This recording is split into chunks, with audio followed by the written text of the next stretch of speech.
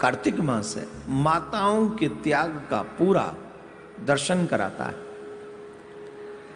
इसी पवित्र मास में करवा चौथ, जो अपने पतियों के लिए निर्जला व्रत रखती हैं माताएं बहन, दूसरा एक और व्रत है जो आने वाला है, अघोई अष्टमी। ये अपने पुत्र के लिए मां व्रत रखती है और इस व्रत में मां जो है वो भी निर्जला ही रहती है। जब वो चंद्रमा निकलने पर जल पीती है और यहां तारे निकल आने पर पूजा करती है। अब उस मां का आदर इस सनातन संस्कारों में क्यों ना हो? हमारी संस्कार जो है, हमारी संस्कृति जो है, माओं की रिस्पेक्ट करती है। ये जो अहोई अष्टमी है आने वाली है, माताएं इस पर्व को बड़ी धूमधाम से मनाती हैं। माता अहोई माता से प्रार्थना करती है कि मेरे बाल गोपाल सुरक्षित रहें, आपकी कृपा उन पर बनी रहे। व्रत करके उनको मनाती है और बड़ा सुंदर ये व्रत भी है। कहते हैं व्रत हो, नियम हो, साधन हो, ये व्रत भी तो साधन ही है। हमारे देवी देवताओं को बड़े हृदय से स्वीकार्य होते हैं। जब आप कोई साधन करते, आप कोई नियम करते, आप भजन करते, आप व्रत करते हैं, देवी देवता इसे स्वीकार करते हैं। दीपावली से ठीक एक सप्ताह पहले ये व्रत पड़ता है, जो कि इसका जो शुभ मुहूर्त है, पूजा का जो मुहूर्त है, इसमें इन दिनों में माता पार्वती और अहोई माता का पूजन किया जाता है। सायंकाल के वक्त भावना के सहित, अब आप लोग जानते हैं कि अहोई माता को हम लोग दीवाल पे सजाते हैं, उनकी सुंदर छवि बनाते हैं, फिर उनकी पूजा करते हैं और सायंकाल भक्ति भाव के साथ दीवार पर अहोई की पुतली रंग भर कर बनाते हैं। उसी पुतली के पास सेई व सेई के बच्चे भी बनाते हैं। आजकल बाजार से भी मिल जाते हैं, तो आप वहां से भी लेके आ सकते हैं। संध्या के समय सूर्यास्त होने के बाद जब तारे निकलने लगते हैं तो अहोई माता का पूजा प्रारंभ होती है। पूजन से पहले जमीन को स्वच्छ करके पूजा का चौक पूर कर एक लोटे में जल भरकर उसे कलश की भांति चौकी के एक कोने पर रखें और भक्ति भाव से पूजा करें। अपने बच्चों के कल्याण की कामना करें। साथ ही अहोई अष्टमी के व्रत की कथा श्रद्धा भाव से सुने। इसमें खास बात यह है कि पूजा के लिए माताएं चांदी की एक अहोई भी बनाती हैं, जिसे बोलचाल की भाषा में स्याऊ भी कहते हैं, और उसमें चांदी के 2 मोती डालकर विशेष पूजा माताएं करती हैं। इस अहोई व्रत की जो विशेष कथा है उसको भी ध्यान से आप लोग सुन लें।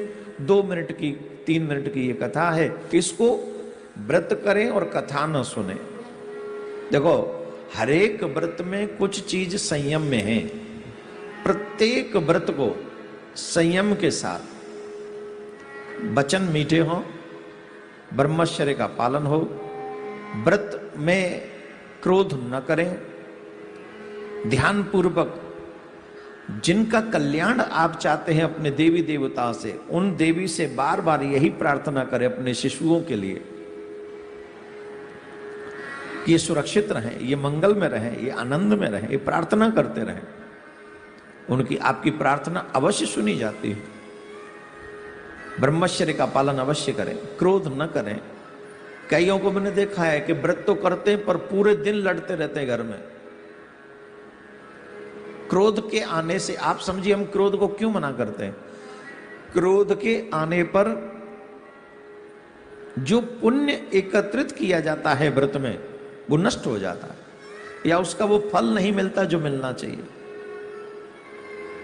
इसलिए हमारे यहां कहते हैं संयमी रहो, क्रोध नहीं करो, ब्रह्मचर्य का पालन करो, मन से भी वाणी से भी किसी को बुरा मत बोलो। यही श्रेष्ठ इसका फल है। तो हम नियम के साथ अगर व्रत रखेंगे तो उसका पुण्य अधिक लगेगा, देवी देवता प्रसन्न होंगे। जिस देवी देवता का आप आह्वान करते हो, पूजन करते हो, वो प्रसन्न होकर आपको मन के मुताबिक आप जो चाहते हो वो आपको वरदान देते हैं। लेकिन जब आप उन नियमों का पालन नहीं करते तो आपको वो फल नहीं मिलता, वो रिजल्ट नहीं मिलता जो मिलना चाहिए। इसलिए इनका पालन करें। अहोई व्रत की एक कथा है, बड़ी सुंदर कथा है। एक साहूकार थे, उनके 7 बेटे थे, 7 बहुएं थी। साहूकार की एक बेटी भी थी। दीपावली में ससुराल से मायके आई हुई थी। तो दीपावली में हम लोग अपने अपने घर को सजाते ही हैं, तो वो भी घर को संभालने के लिए, लीपने के लिए, पहले कच्चे घर होते थे तो लीपते थे। मैंने भी देखे हैं लिपे हुए घर। संयोग से मेरा बचपन वहीं से शुरू भी हुआ, कच्चे घर से, लिपे हुए घरों में हम लोग, मैं भी रहा हूँ, मुझे याद है। तो दीपावली, होली, कोई त्योहार आता है, कोई शुभ दिन होता है, तो माताएं बहन अपने उस घर को लीपती हैं। जैसे आजकल नहीं पेंट करते हैं, लीपना पोतना, ये हमारे ब्रज के शब्द हैं। तो लीपती थी। तो लीपने के लिए वो मिट्टी खोदने के लिए वन में गई, जंगल में गई। तो ननद आई हुई थी। तो ननद ने कहा, भाभी आप जा रही हो तो मैं भी चलती हूं, मुझे भी ले चलो। तो अपनी भाभीियों के साथ में वो ननद भी उनके साथ चली गई। मिट्टी खोदने लगी, सभी अपनी अपनी परात भर रही थी मिट्टी खोदने के लिए। तो जब मिट्टी खोद रही थी तो खुरपी ननद के हाथ में भी थी। तो गलती से साहूकार की बेटी की खुरपी की चोट से स्याहू का एक बच्चा मर गया। वहां एक गड्ढा था, वहां स्याहू रहती थी, उसके कुछ बच्चे थे। वो बच्चा कट गया उस खुरपी से। तो वो क्रोधित होकर स्याहू बोली, मैं तेरी कोख बांध दूंगी। तो स्याहू के वचन सुनकर साहूकार की बेटी अपनी 7 भाभियों से एक एक करके प्रार्थना करने लगी कि अनजाने में मुझसे अपराध हो गया है, मुझे नहीं पता था ये हो जाएगा, पर अब अगर ये मेरी कोख बांध देगी तो मैं तो ससुराल में क्या कहूँगी कि मायके गई। और ये सब बहुएं बेटियां बड़ा ध्यान रखती हैं कि मैं जाऊंगी तो मायके से जाऊंगी ये दोष लेकर, तो मेरी सासू क्या कहेगी, ननद क्या कहेगी, होते हैं ना। तो बोले मैं क्या कहूँगी, इसलिए आप अपनी कोख बंधवा लो, आप बंधवा लो, आप बंधवा लो। सबने मना कर दिया।